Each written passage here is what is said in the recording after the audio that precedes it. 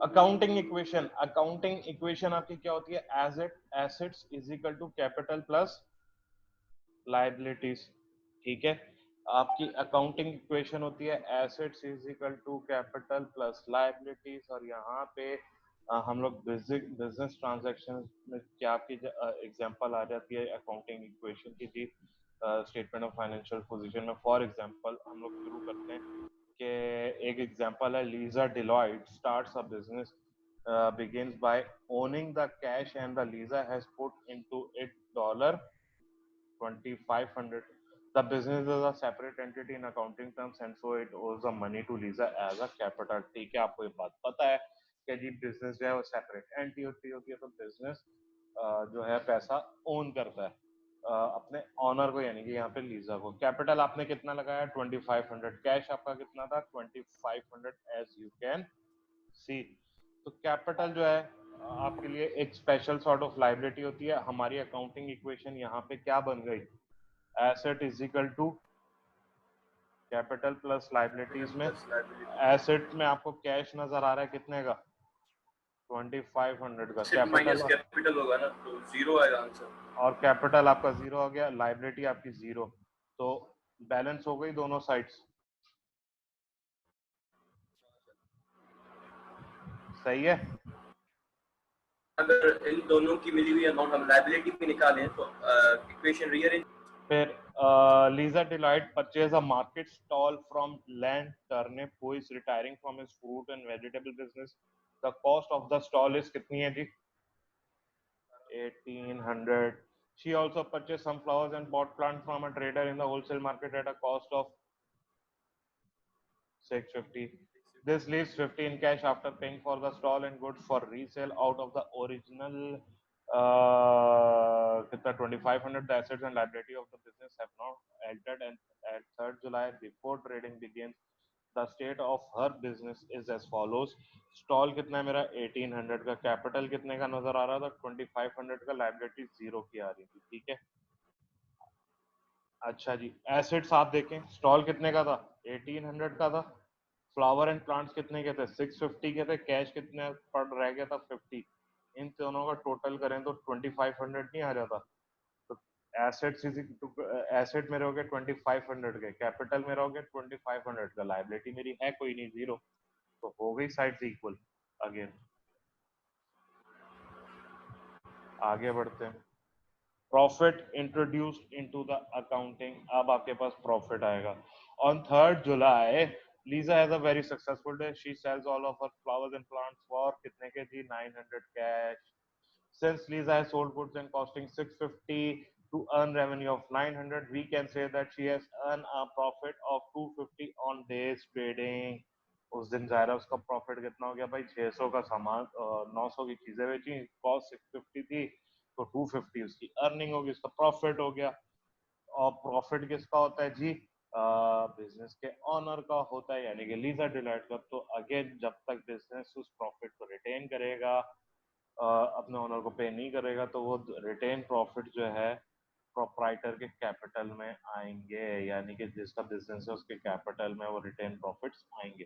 अब आप देखें किस तरह एसेट की साइड पे है। स्टॉल कितने का नजर आ रहा है? 1800 का।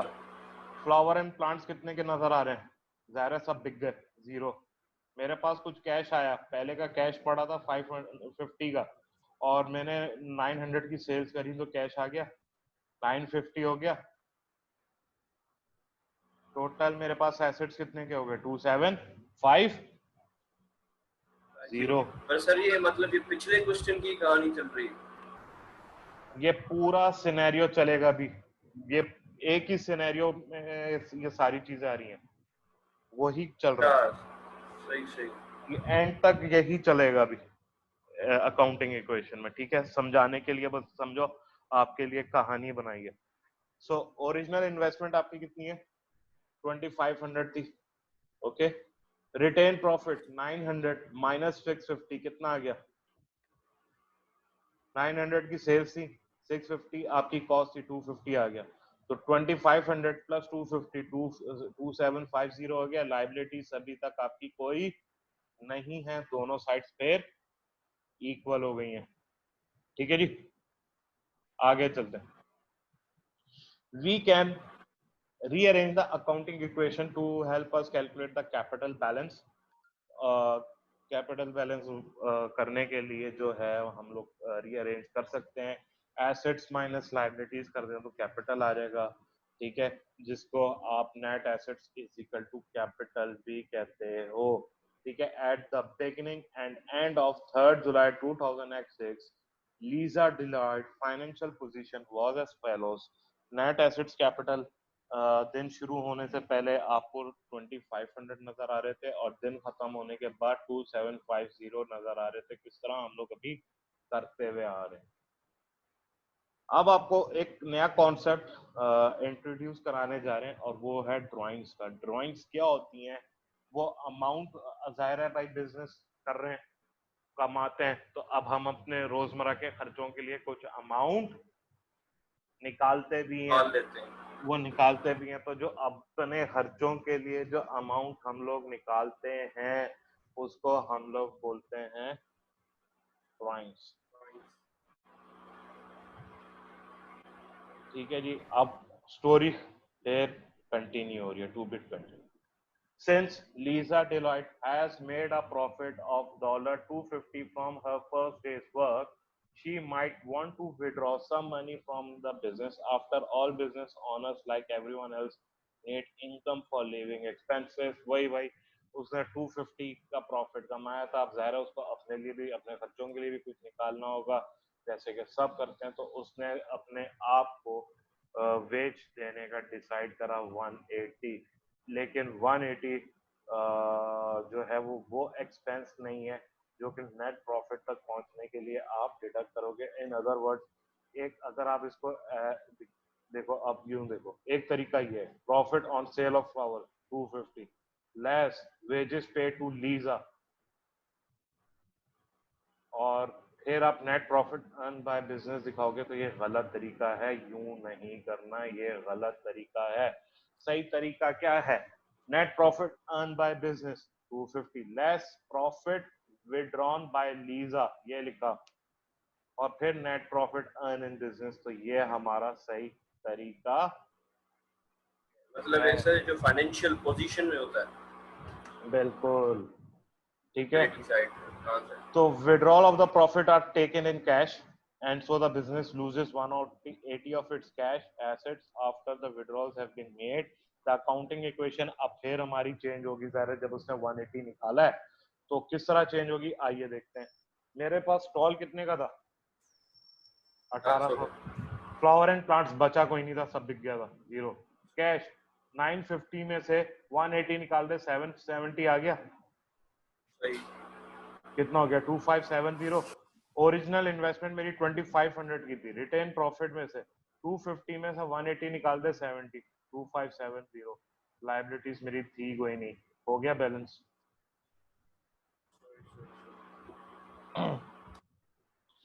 आप एग्जांपल को फिर हम लोग कंटिन्यू करते हैं.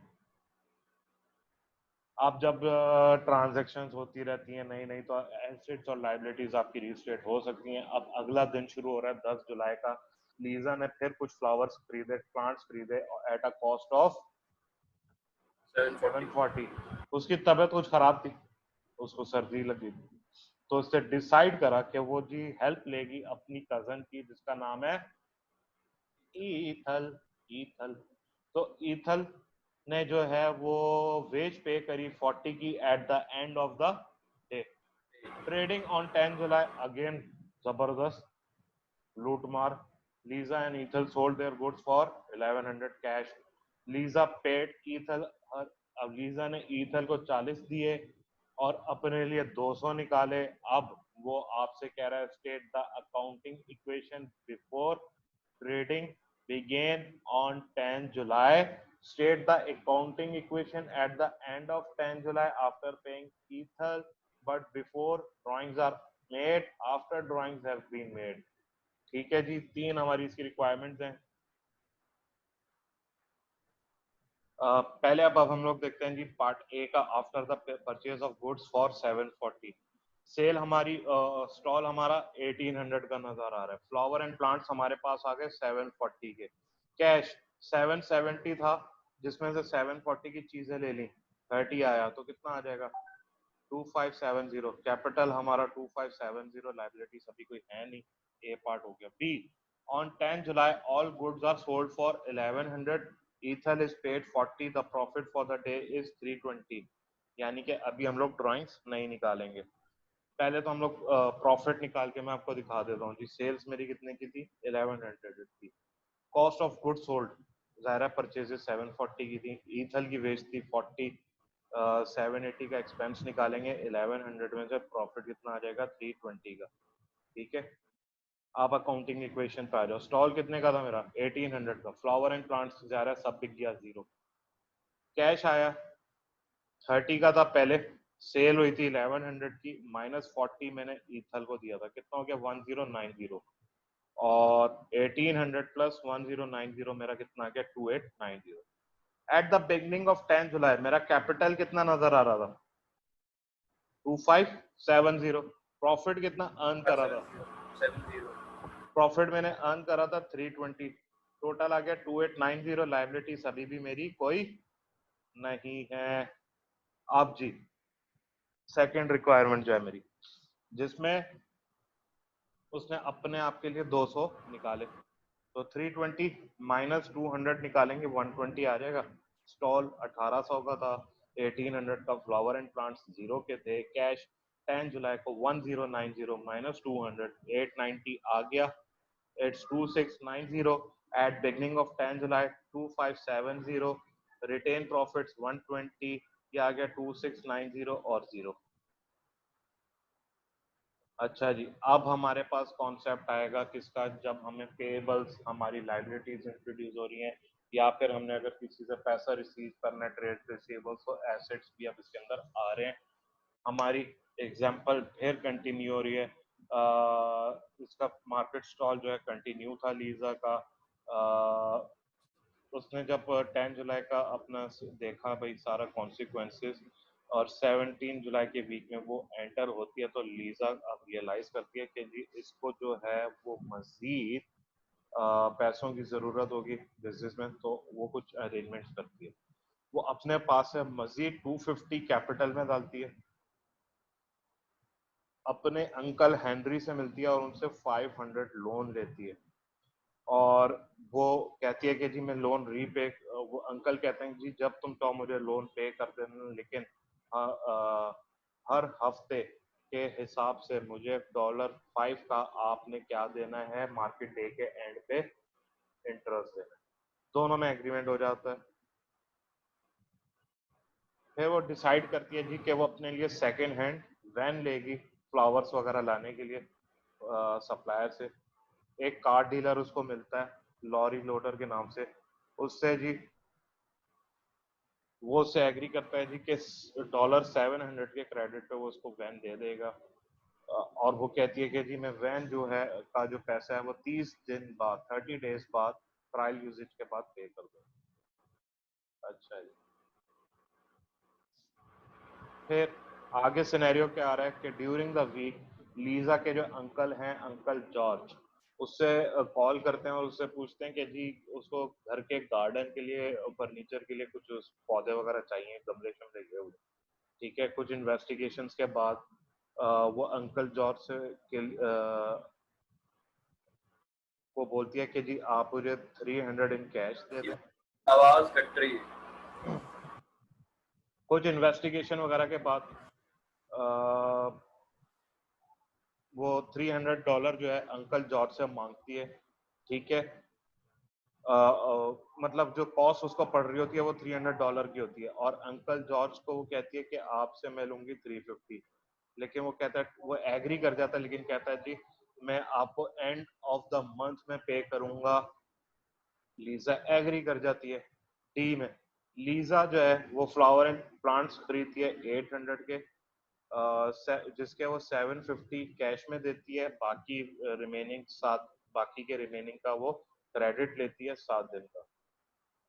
फिर वो डिसाइड करती है कि जी वो ईथल की सर्विसेज लेगी एज एन असिस्टेंट, और एग्रीड वेज कितनी होती है $40। 17 जुलाई को लीजा फिर अपना सब कुछ जो है 1250 सब कैश में बेच देती है।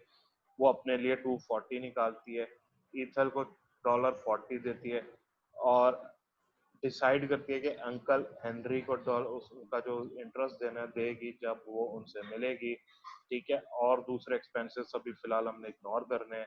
हमारी अकाउंटिंग इक्वेशंस हमने बनाती हैं after Lisa and uncle Henry have put money into the business, after the purchase of van, after the sale of goods to George, after the purchase of goods for the weekly market at the end of the market trading on 17th July, and after the withdrawal have been apportioned out of profit. तो जनाब शुरू करते हैं काम। पहला, addition of Lisa extra capital and uncle Henry loan. Stall कितने का था? 1800। फ्लावर एंड प्लांट्स 0, कैश मेरे पास था 890 का और 890 का था और 750 जनाब वो अपना डालती है और लोन लेती है, ठीक है। तो 750 कितना आ गया? 1640। टोटल कितना हो गया? 3440। एट द एंड ऑफ 10 जुलाई 2690 हमारा कैपिटल था। एडिशनल कैपिटल वो जो खुद डालती है वो कितना है? 2940। लोन कितना है? 500। 2940 और 500 ऐड करें तो 3440 बन जाएगा। यहाँ पे हमारा ये लोन वाला किस्सा खत्म हुआ। फिर जब वो वैन खरीदती है क्रेडिट पे 700, तो स्टॉल कितने का आ गया? 1800। वैन कितने की आ गई? 700।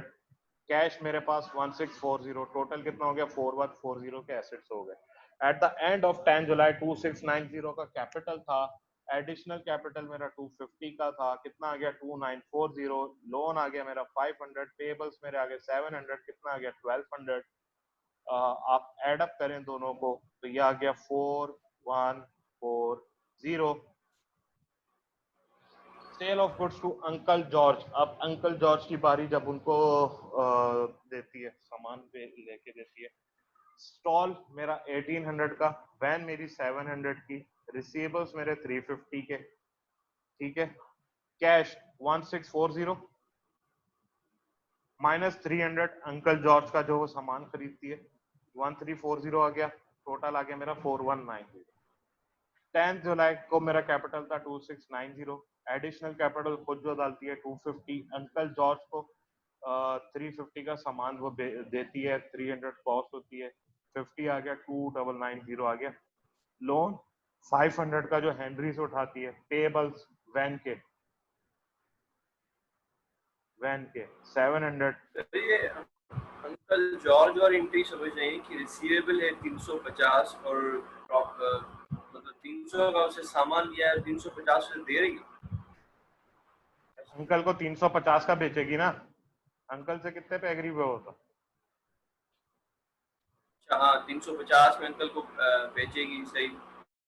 तो फिर कैपिटल में बचा कितना? 50 बचा ना उसमें से, समझे? तो उसकी कॉस्ट 300 थी लेकिन 350 में बेच रही। हाँ 350 में बेच रही है, 50 का फायदा होगा ना इसको, तो रिटेन प्रॉफिट में आ जाएगा ना। Profit on sale to uncle George लिखा है ना, देखो, ठीक है। सो अगेन दोनों साइड्स हो गई बैलेंस 4190। फिर after the purchase of goods for the weekly market 750 paid in cash and 50 of the purchases on credit. Stall हो गया 1800, वैन हो गया 700, फ्लावर एंड प्लांट्स हो गए 800, रिसीवेबल्स हो गए 350 के, कैश 1340 माइनस 750 कितना आ गया? 590। टोटल कितना हो गया? 4240। कैपिटल मेरा आ गया था शुरू में 2690, ठीक है। एडिशनल कैपिटल इसने डाला था 250 का। Profit on sale to uncle George 50, 2990 आ गया। उसके बाद लोन 500 का, फिर वैन 700, फिर अंकल से जो था भाई 50 का, तो 1250, 4240 हो गया टोटल। अंकल से 50 लेने थे, रिसीवेबल्स तो हमारे 350 थे ना। सॉरी, ये 750 की चीजें नहीं थी, जिसमें से 700 पे कर दिए थे और 50 जो हैं वो हमने कहा था कि 7 दिन बाद देंगे, याद आया? ये देखो, हाँ सही। हो गया। 50 7 जो 7 डेज बाद पे करने थे, 750 की चीजें ली थी, 700 कैश दे दिया था, 50 7 डेज बाद देनी थी, ठीक है।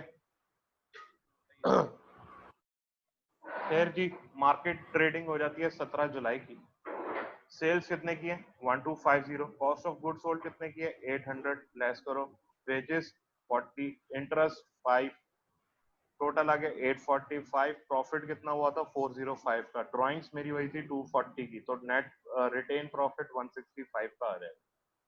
अच्छा जी, अब सिचुएशन देखें, स्टॉल 1800 का था, वैन 700 की थी, फ्लावर एंड प्लांट्स ऑब्वियसली मेरे पास जीरो बचा क्योंकि सब बिक गया। रिसीवेबल्स अंकल से मुझे कितने लेने 350 के, ठीक है। 590 का कैश पहले मौजूद था, सेल्स हुई 1250 की, 40 की मैंने वेजेस दी, ईथल को 240 लीजा बाजी ने अपने लिए खुद निकाला, सो इट्स 1560, टोटल कितने आ गए एसेट्स 4410।